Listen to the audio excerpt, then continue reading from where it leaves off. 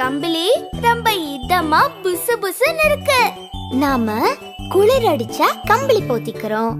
ஆனா சில பிராணிகளுக்கு கடவுளே கம்பளி கொடுத்திருக்காரு. தெரியுமா பப்பு? அட அப்படியா? இத பாரு.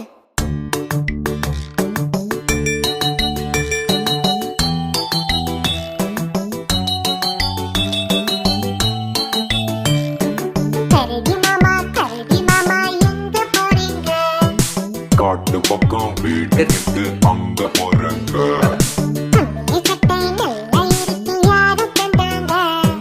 கடவுள் தந்த சொத்து தாங்க வேற யாருங்க?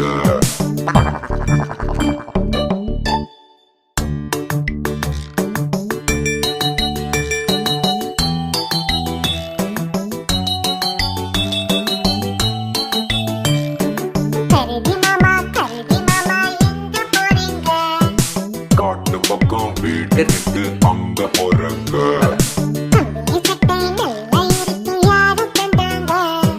கடவுள் தந்த சொத்து தாங்க வேற யாருங்க? நாங்க வரோம் கரடி மாமா. டாடா.